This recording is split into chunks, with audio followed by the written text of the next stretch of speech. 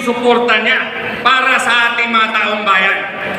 Isasabi po ni Pastor yan, pero ito po ang mga importante. Una, magtalaga siya ng batas, ang tawag Comprehensive Social Protection Bill. Meron ng batas ngayon, Republic Act 11310 or Social Pension and Indigent Senior Citizens Act. Pero po ang batas na ito, ang objective po nito is to rationalize ayuda system. Yung ayuda ngayon kasi, wala pang klarong batas yan. Kaya kung sinong bibigyan ng mga ayuda, yung mga lakas sa kapitan, lakas ng congressman, lakas ng mayor, di ba po? Yes! Ginagawa po ang ayuda ngayon as a political tool of the present administration. Lang kwentang not only lakas. to influence voters, but to urge voters to support their candidates. Di ba tama po? Kailangan po dito sa panukalang batas ni Pastor, i-rationalize ito. Kailangan ang parameters dito na nakasaad na sa batas kung sino ba talaga ang poorest of the poor. Kasi itong mga poorest of the poor ang kailangan talaga ng ayuda ng ating gobyerno. Di ba tama po?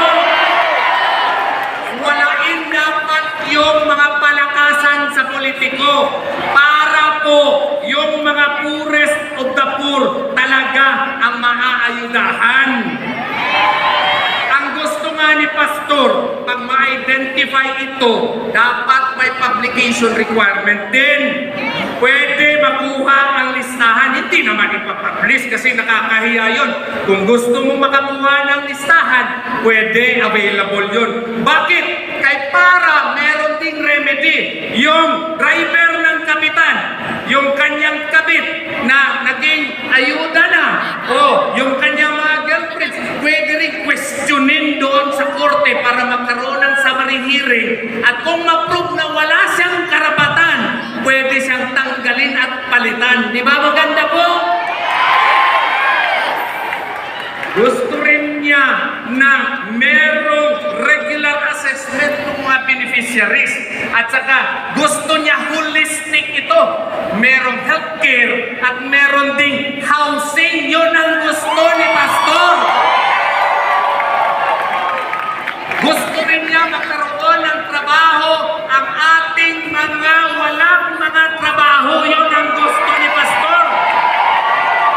Katulad po sa Kingdom of Jesus Christ, lahat po, halos lahat ay may trabaho kung full-time ministry worker ka.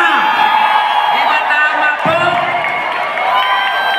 So, dito po sa batas na ito, sa iyang ikukumpuni, kung siya ay iyong pipiliin na maging senador, siya po ay sisiguraduhin na nandun sa batas ang paggawa ng trabaho at bigyan ng tax incentives po ang mga korporasyon na gagawa po nito doon sa mga kabukiran at maging dito po sa syudad.